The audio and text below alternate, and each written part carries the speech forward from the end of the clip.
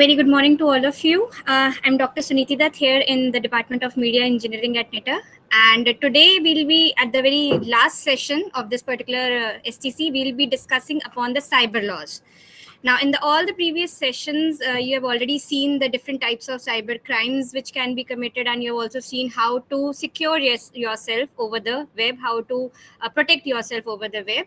But if it's most of the things that have been covered is telling how you should limit your use of technology and stuff like that. But if we think on that particular aspect, it is somewhat similar to like asking a women not to go out in the dark at the late night hours, right? So it's similar to that. So it's not that we are stopping you from working over the social media or working over the internet. It's just something that you need to be aware of certain situations that where you can also be criminalized because of the offenses you do, whether they are deliberate offenses or whether you are unaware of those kinds of offenses. And in order to secure yourself also, if god prohibits, something happens with you over the net, how to come out of that particular situation or how to get yourself resolved. So that's why we are having this particular cyber laws, the very last session. So in this particular session, what we are going to see is we are going to see what are the provisions in our Indian law related to the cyber crimes and how you can actually file your complaints, or what are the methods that you can use. So cybersecurity and cyber laws, they are very much interrelated concepts. You are securing yourselves, but there are chances that unknowingly something happens, and then you need to take care of the cyber laws. Now, law is something which is not everyone's forte. We are not aware about the law because if you look at the Indian Penal Code, which was established in 1860, right? So according to that also, it's like a very, very long and lengthy chapters are there, and each chapter has its own section. So study of law is very difficult. So what we are going to do here is we are going to tell you briefly about the certain laws. You just need to be aware of those particular laws, that those sections exist under which you can have your remedial to any crime which has happened. And then you don't need to file those particular sections, because in a layman language, I'll tell you, you just simply go and report the crime which has happened. You need not tell this that so and so section is to be done, right? Because it's not your thing. The police or the cyber crimes officials, they investigate that matter and then they put those charges themselves. So you don't have to understand that which particular section has to be applied, because this is not applied by you. So they will apply it after they study the entire complaint, right? So cybercrime in India is, very, very vulnerable. The Indian population is very much vulnerable, and Indian government is losing approximately 1.25 lakh crore rupees per annum to the cyber attacks. This is the Economic Times survey on the cyber crimes. The Kaspersky, a very famous company which sells its own antivirus and anti-malware software, it reports 4.5 million attacks in July 2020. So this is only in one single month, right? The National Crime Records Bureau, the NCRB data, it has registered more than 50,000 incidents of cybercrime in 2021. Now, these are only the registered incidents, only those cases where someone has lost a huge amount of money, or where someone has been, put some defamatory messages online or something like that. These are only the reported cases. But we all are very much aware that the unreported cases are way beyond this particular number, because if I lose like 1,000 rupees or 2,000 rupees, I don't go to a cybercrime to report my particular complaint. I just think it will be too much of a hassle to going there. But irrespective of the level of the crime which has been committed, we should all make sure that we report those particular crimes, so that investigations can be carried out beyond that. And Karnataka, our IT city, it's basically the state which is leading the Indian states in the highest numbers of crimes which have been committed. Cyber laws in India, they are covered under two categories. First is the Indian Penal Code. All the traditional crimes like thefts, forgery, fraud, they were happening earlier traditionally, but they are also happening now in the digital age also. So these crimes are being covered under the Indian Penal Code also. And of course, we have our own IT Act, or the Information Technology Act, which came into existence in 2000. And later on, it was amended in 2008. It still doesn't cover quite a number of things, and there are still loopholes, but we are in the process of strengthening our system. And so hopefully those particular loopholes will also be solved there. The Information Technology Act, it's advancement over the Indian Penal Code, the IPC, the Indian Evidence Act, 1872, Bankers Book Act, and the Reserve Bank of India Act. So it is beyond that, and it pertains to the crimes that are being committed in the current scenario. This particular act, the IT Act, is being divided into 13 chapters, and there are almost 90 sections which are being covered. And these particular sections, which we call ki, जब आप सुनते हो कि इसको section 420 के against arrest कर लिया जाता है या इसको 569 के अगेंस्ट कर लिया जाता है, so all these are the section numbers, right?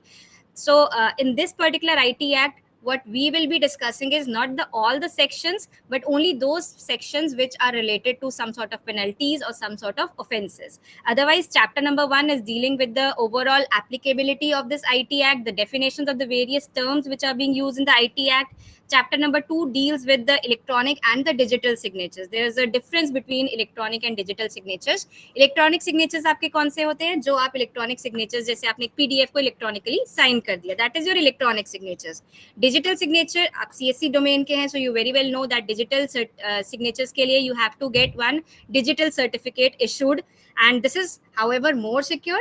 But हम day to day life में अपना जो है electronic signatures use कर सकते हैं. The government has fully laid out guidelines. It has defined that what is the digital signature, what is the electronic signatures, and they are both recognized in your operations, day to day operations in your government and your private sectors. But the bigger companies, if we talk of multinational companies, they always go in for the digital signatures because again they are more secure, because आपके पास keys होती हैं, अपनी private key होती है, and then you have a public key, and then you can authenticate based upon that. So when we talk of these digital signatures, we have a person who is known as the controller of the certifying authorities. We have different certifying authorities all over India, and those certifying authorities basically they give out these digital signatures. वो आप issue करते हो digital signatures को, and there's a controller who looks into all the matters, right? So earlier that controller was not there, and then somebody filed a petition that we should also have a controller. So then this particular thing was done. Chapter number 3 and 4, they are related with the e-governance, electronic governance, as well as the record keeping, electronic record keeping. Chapter number 5 is the security of those particular records which are already been kept. Sorry.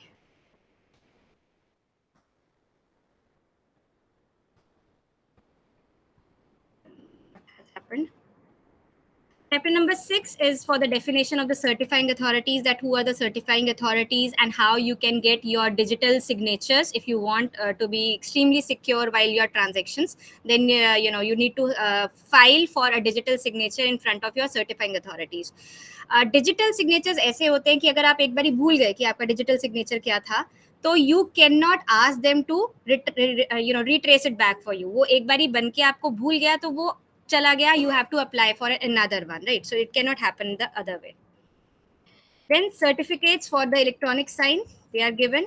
Then chapter 8 tells you about the duties of the subscribers of the digital signatures. Chapter 9 is dealing with the different kinds of penalties. Ki if you are not complying to certain things, that what sort of penalty should be incurring. Chapter 10 is related to the appellate tribunal. हमारी जितनी भी सरकारी organizations होती हैं, there's one authority called the appellate authority. If you're not satisfied with the functions, तो आप appellate authority को आप report कर सकते हो वो चीज़ें.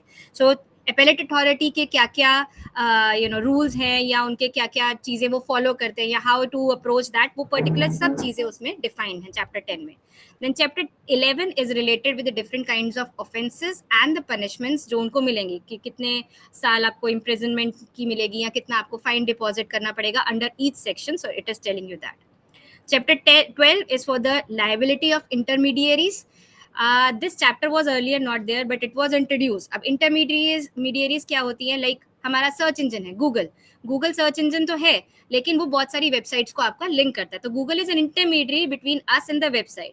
अब किसी वेबसाइट ने कुछ लेट्स से कुछ पोर्नोग्राफिक कंटेंट डाला हुआ है, right, which should be banned because it's showing some let's say sexual abuse of a child, right. So it is a crime. Sexual abuse of a child को show करना in the form of videos or something, it's a crime.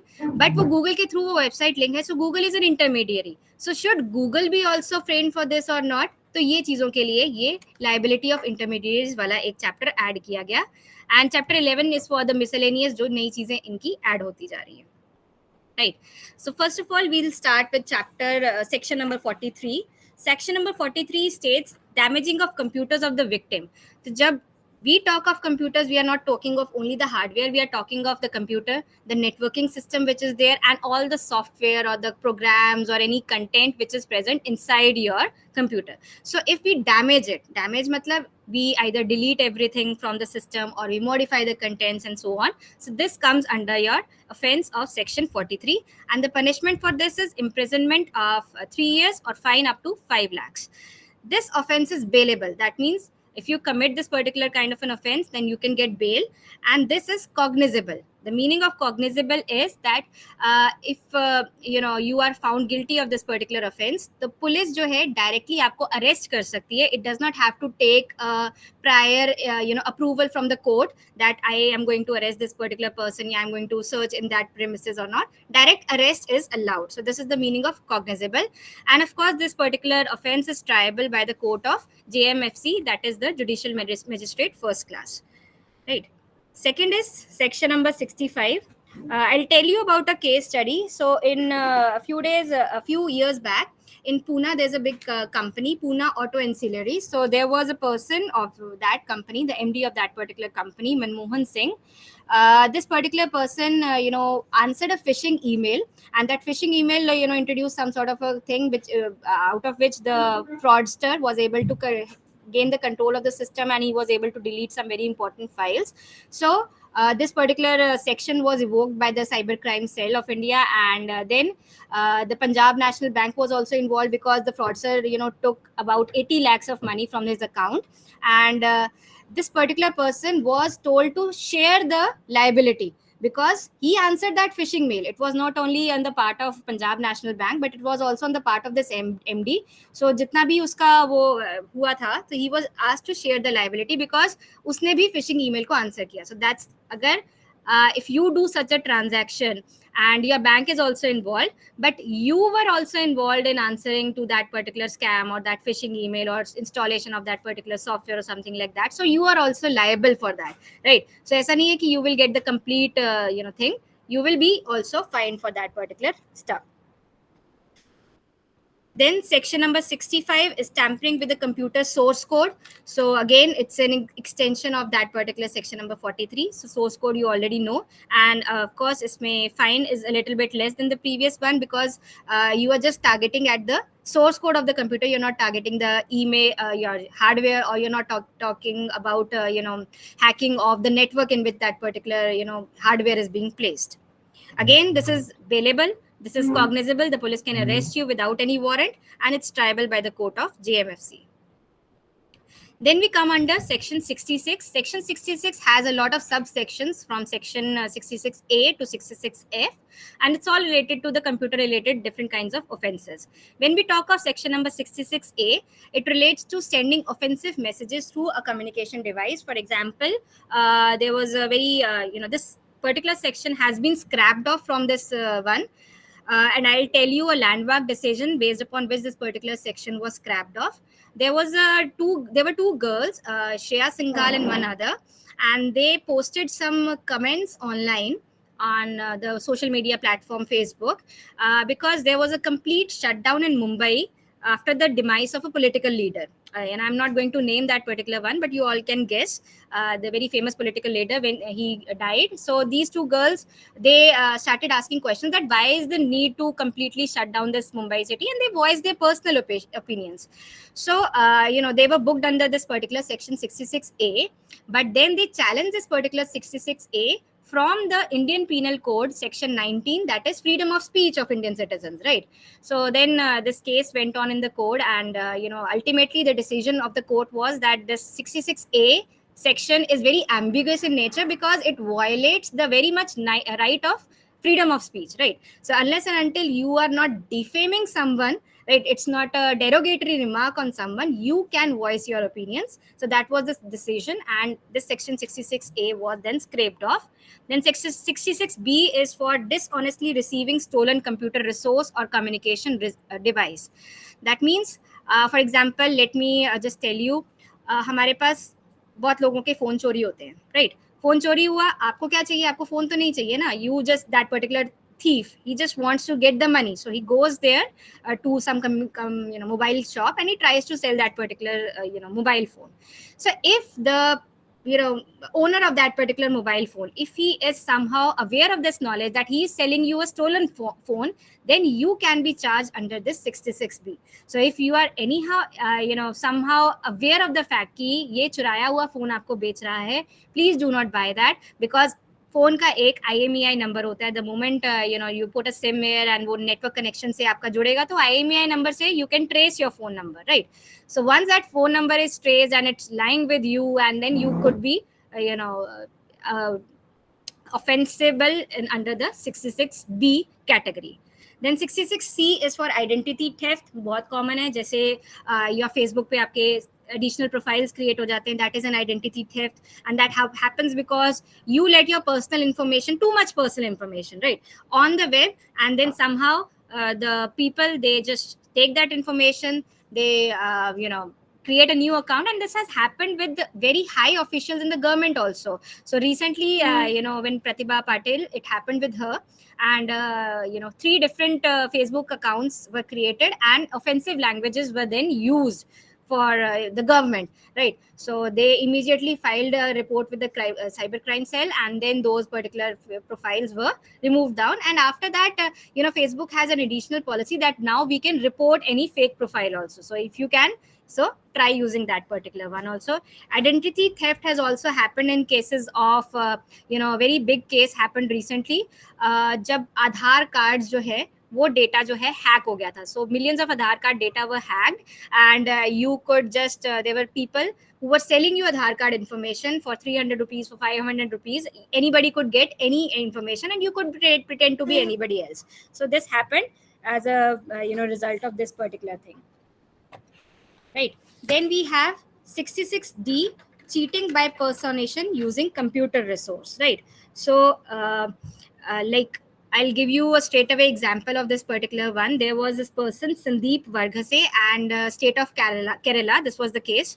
And what happened was, this particular person was an employee of J Polychemicals. It was a chemical industry, and this person was a very high profile member of this particular company, but somehow he was not doing well, and they were going to whatever they decided, the higher management decided. So what he did was, he created another fake website with a similar kind of a domain name called JPLYchem, right? Otherwise it was J Polychem. Now he created JPLYchem, and in that particular website he started putting derogatory remarks about the higher officials, or some stuff that the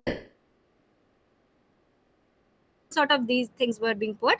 So he was cheating the other company by personating to be that particular company's website. So he was booked under the section 66D, and he was found guilty, and he was imprisoned, and then he was also made to leave that particular company and all that. Then 66E is violation of privacy.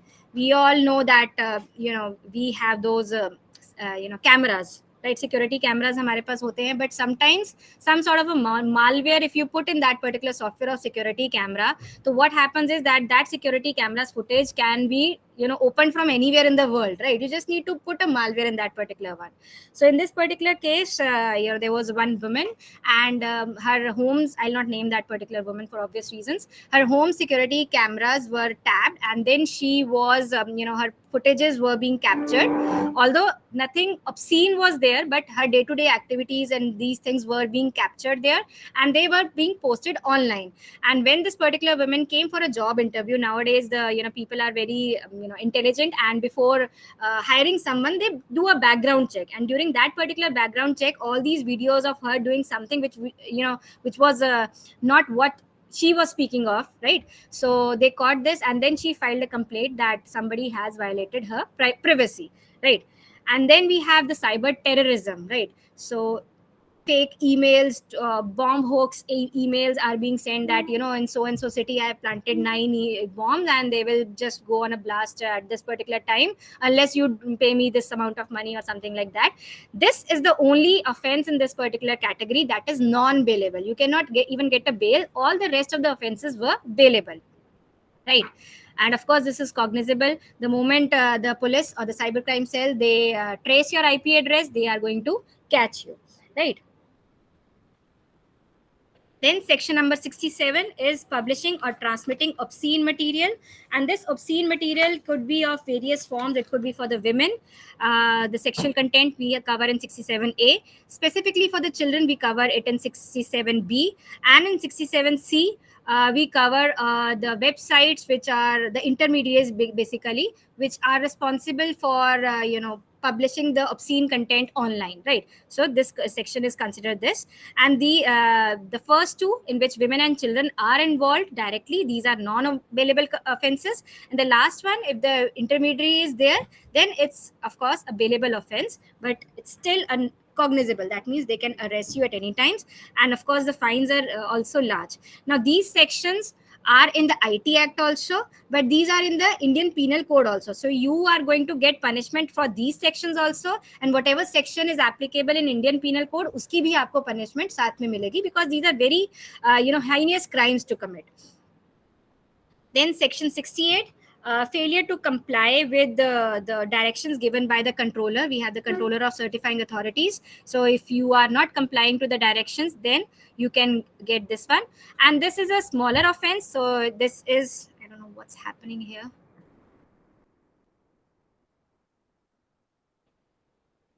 This is a smaller offense. So this is bailable and this is non-cognizable. Then comes section 69. 69 is an extension of section number 68. And this is, when you are going to have certain lapses in this particular one, right? So I'll tell you a case where a person was wrongfully, took into this custody of the police, because this is a non-bailable offense, right? That means if you are, once you are into the custody of the police, you will remain there till the court allows you bail based upon certain things that you tell them that I did not commit this particular crime. So there was this person, Lakshman Kailash. He was from Bangalore, and in 2007 he posted some content on he allegedly posted some content on a social networking site called Orkut. Maybe you people also used it. So it was a defamatory content related to historical figure Chhatrapati Shivaji, right? So they took the IP address from Google, which was the intermediary, and Airtel, which was the internet service provider. ठीक है, उनसे इनको इनका IP address मिल गया. They police just arrested the particular person on the spot because a cognizable offense है, and he cannot be granted bail. He was there in the custody for 50 days, right? Until he was proven innocent, because what happened was that police had failed to tell the this internet service provider that what was the exact time at which the content was posted. So it turns out this person was completely innocent, because वो content इसने नहीं डाला था, वो किसी और ने डाला था. He wasn't given that particular IP address at that particular time, right? So इसके बाद क्या हुआ, आपका जो State Human Rights Commission है, they came into being and they made them to give penalty. The police officials and the Airtel, they paid compensation to this particular victim who was wrongfully punished for this particular offense, alleged offense, right? So ऐसा भी होता है that if you somehow are not giving the complete information, right, failure to comply with the complete directions which have been given, in that cases this particular offense is done. Then section 60. What's happening? Yes. Yes. Yeah. Yes. Yes. You will not convicted. Yeah. Yes. The best strategy then to follow is to hire a criminal lawyer, because these are crimes. So you cannot go in for a normal lawyer. Hire a criminal lawyer, and preferably in touch with someone who has knowledge. We call them cyber security experts. So in association with those kinds of people, right? So if you are wrongfully sued, if you are innocent, then you need to hire such kind of lawyers, right? Otherwise, if you are the victim, then there's no need to hire a lawyer, right? The government will do it everything on the road, right? If you are a victim. But if you are not the victim, you are the suspect, Then of course you need to hire a lawyer for yourself to show that you are not guilty, to plead to the court that you are not guilty, and that is in the proper criminal proceedings, right? So this is what happens. If you are a plaintiff, right, then nothing has to be done by you, because this government, it will provide you a lawyer, right, to fight that particular case. But if you are the defendant, you need to hire a lawyer yourself. So the two terms are there, plaintiff and the defendant.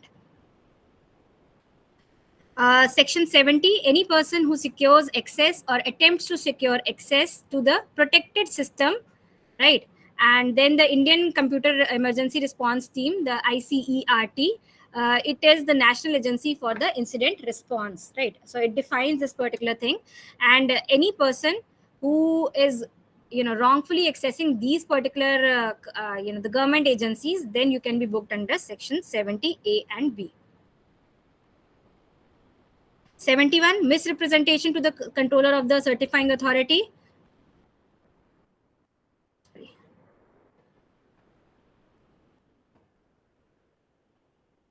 Something wrong with this. 72, breach of confidentiality and privacy, disclosure of information in breach of lawful contract, right? So that means if you are sign some document somewhere that you are not supposed to give this information outside, but still you are found in breach of that information via email, via the electronic means, right? This is where the IT Act comes into being. Then you will be booked under section 72 and 72A, right? When you go to an institution, probably they are having some trade secrets or some copyright that they are not going to supposed to tell to the outside world, but if somehow you leak those particular data, then you will be booked under this section. And multiple sections, you could be booked under multiple sections also. For example, you dishonestly approached a computer and then you took that information, downloaded that information from there, you're booked under section number 65. Then you forwarded this information, then you are booked under 70 also. So you can be booked under different sections. Then 74 is publication for a fraudulent purpose, that if you are going to fraud somebody, it could be in the form of email frauds or any other kind of IT frauds which are happening.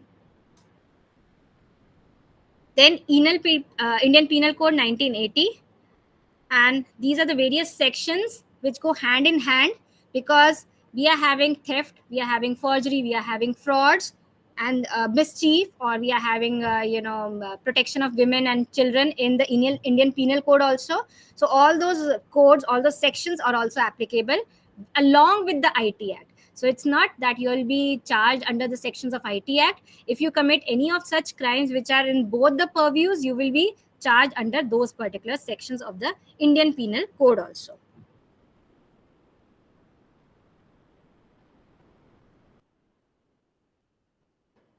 Let's look at some kind of scenarios, basically, just hypothetical scenarios.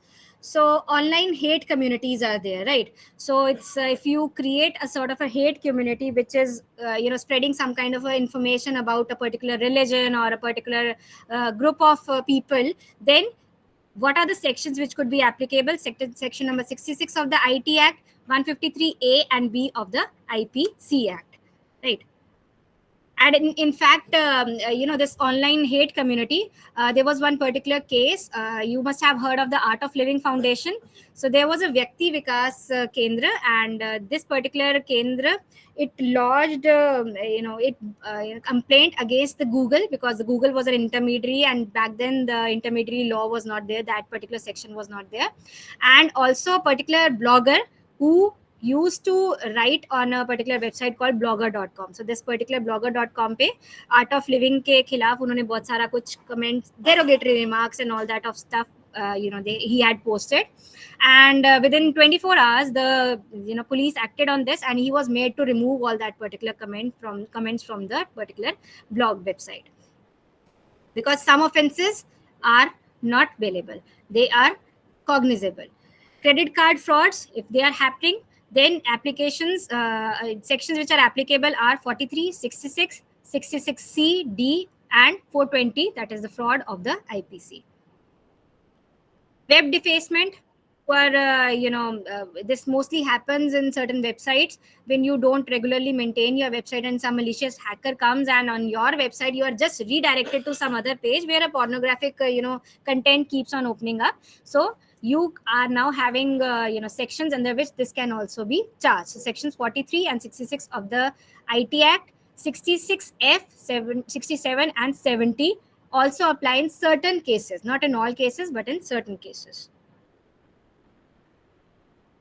Then if somebody maliciously introduces viruses, worms, backdoors, rootkits, trojan, bugs into any kind of device, any hardware, to gain unauthorized access into that particular one, then these sections are there in which you can be booked. And of course, if it is the one concerning women or children in order to capture their images, then accordingly IPC ke bhi sections usme you add into that.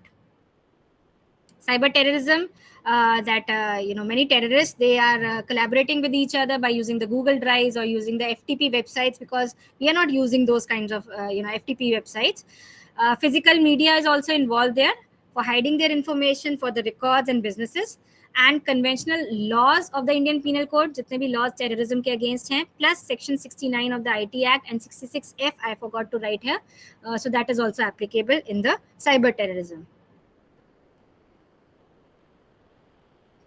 Online sale of illegal articles. So basically, आपकी illegal items, they are being sold online, but as of now, we don't have any provisions in the IT Act to cover this particular one.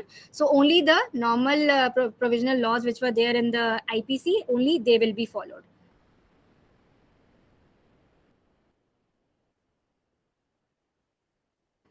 Phishing and email scams. Again, you have section number 66, 66D, and of course, because they all ultimately are leading to fraud, so section number 420 of the IPC also. Then theft of confidential information, you have the different sections. Source code theft, you have written some algorithm, you have written some program, and that is being stolen, or you have developed a software which is there on your system and somebody has stolen that particular one. So you can be just file your complaint, and the fraudulent person or the suspect will be charged under these particular sections.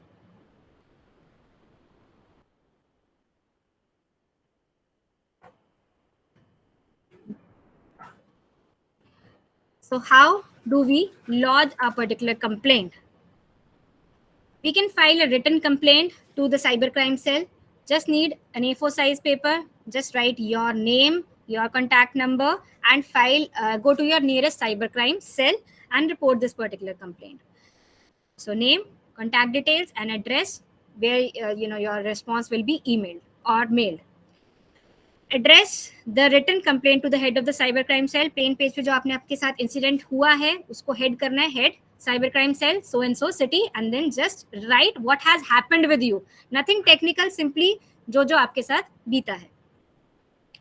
So according to this particular IT Act, cybercrime comes under the purview of global jurisdiction. Global jurisdiction का मतलब है कि it's not necessary कि वो चीज़ जो है आपके साथ चंडीगढ़ में हुई and you are going to file that complaint in your own city, right? Maybe you are not from Chandigarh. So it's not that you go back to your home city and then you file the complaint. You can file the complaint from anywhere because this is a global jurisdiction. In case the cyber cell is not available nearby or in your city which you are here, you can also go in for the online portal which is there by the government of India. It's a website, or you can call this 24/7 helpline number 1930. They'll pick your call and then you can lodge your complaint there, right? If you don't want to go in for online, or if you don't want to call, you can always go to your nearest police station and they will write an FIR, a first hand information report of your particular incident that has happened with you. And in case the police or the cybercrime cell, they refuse to accept your complaint, that doesn't mean that your work has stopped there. You can report to the superintendent of that particular police station or the cybercrime cell. You can then go to the DCP, and even if then your complaint is not registered, you can directly go to the judicial magistrate, and then action will be taken against these particular authorities. So we have a system so secure that nobody is going to deny in taking your complaint from you. The name of the website is www.cybercrime.gov.in, where you can file your complaint. And filing a complaint is a very easy process. First, there are two methods in which you can file your complaint. One, you can file a complaint with your details, and one, you can file an anonymous complaint. If you don't want to disclose your details, you can also file an anonymous complaint. So visit this particular website, click on file a complaint. There's a straight away button in which you can click to file a complaint. Read and accept the terms and conditions. Then click on report the cybercrime and select the citizen login. In the citizen login, you are supposed to enter your details, and then there's an anonymous option also, right? Enter OTP, fill whatever captcha it is showing you so that you are not a robot, right?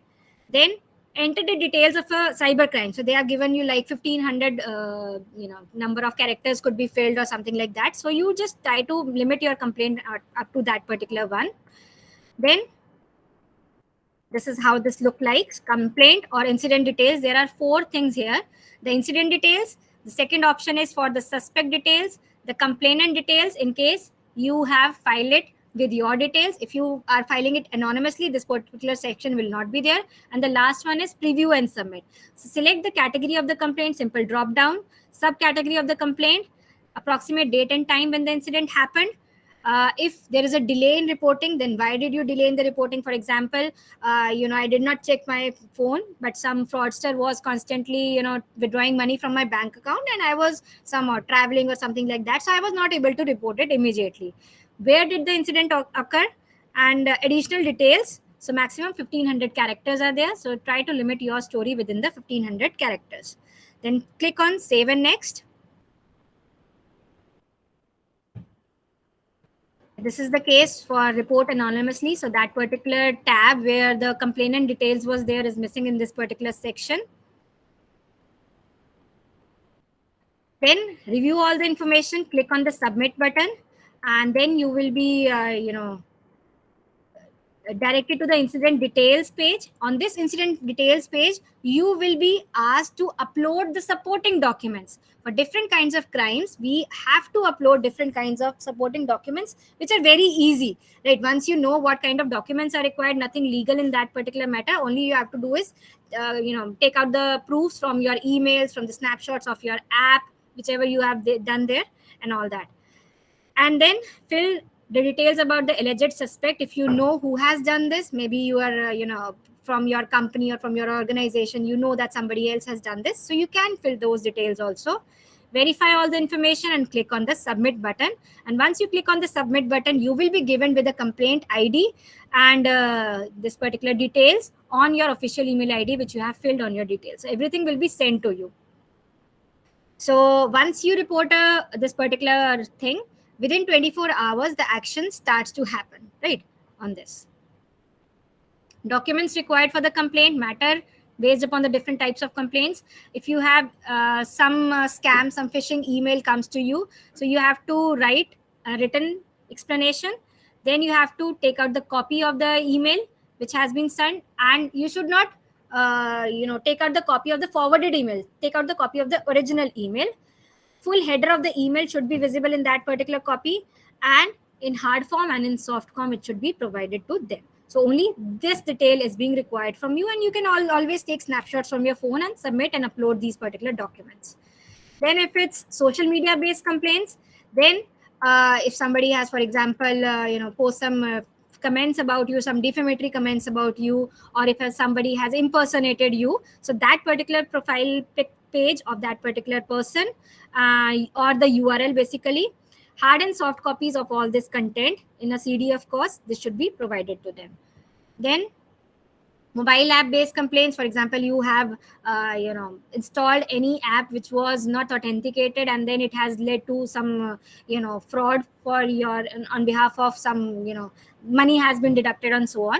So a screenshot of that particular app, the location from where it was downloaded, put a screenshot of that also. For example, your Google Play Store or your iOS store, right? The victim's bank statement in case some money has been deducted from that, and soft copies of all the above documents should be submitted on that particular portal. For business email based complaints, some more things are to be provided because these are not related to individuals, these are for the businesses. So all the originating offender's name and location from where the person has sent, the bank name, the account number, recipient names as per the bank records, right? Because the transactions were carried out, and you can always have the information from the bank where the transactions were done, the date and amount of the transaction, the swift number, this is for the organizations, bigger organization, and any additional information, right? So I believe this is not under your purview since you are teachers. For data theft complaints, very simple. What data has been stolen, briefly write down that particular data. The copyright certificate, because it's your data, so you might have that copyright certificate with you, and details of any suspected employee that has taken that particular data. In case of suspected employees, right, a letter of appointment of the suspected employee, a non-disclosure agreement, because he had already signed that I cannot give this data outside the company, so an ND agreement, and list of duties and gadgets that the person was using, so that they could also be taken by the police and for the verification. If he was working on a computer or his own laptop, that could also be confiscated from the suspect. And the list of clients that your suspect is handling, and proof of breach of copyright data. You must also show the proof that some other company is now using your copyright data. Devices used by the accused during his or her term of service. For ransomware or malware complaints, email IDs or phone numbers of any this particular complaints. For example, they tried to contact you or WhatsApp, so their WhatsApp number should be there with you. If they are on email, then the email ID should be with you. If it is in the form of attachment in the mail, because it's a mail based one, so complete printout of that particular mail. For internet banking, online transactions, lottery scams, fake call related complaints, the bank statement of the account, open your app, the banking app, and just take out a screenshot, a copy of the SMS received from the suspected transaction, because bank also sends you those particular SMS, and copy of the victim's ID and address proof as per the bank records. Only these things are required. For net banking or ATM related complaints, print out of the emails as received, victim's bank statement, details of the suspected transactions, that all these transactions happened, I was not doing those particular transactions, and soft copies of those particular documents. For Bitcoin based complaints, we have a provision for this also, a brief about what kind of offense has been carried out, the address of the Bitcoin, and the amount of Bitcoin which is in question, the address from whom this particular thing was purchased or to whom this was sold, right? So these are the Bitcoin related terms also. So that's all from my side, and just be aware of all the offenses which have been here, and under all those offenses you can actually make the fraudulent person pay for his or her crimes. So it's very much necessary for us to report everything to the cybercrime cell. If you are not willing to go in person, don't go in person, just file an online complaint. They are not going to ask you to come to the police station, they are not going to ask you this particular thing, right? And if you are a victim, and you are being a wrongful victim, basically you are being accused of something that you didn't do, please don't be scared, and everything will be taken into consideration. Hire a good lawyer and they will take into consideration those particular aspects. The best step is to stay secure online. Even these apps like Paytm, when you are transacting and you're in the middle of the call, they ask you twice, you are on a call, and whether you want to proceed to this particular thing or not. They actually ask you this particular question.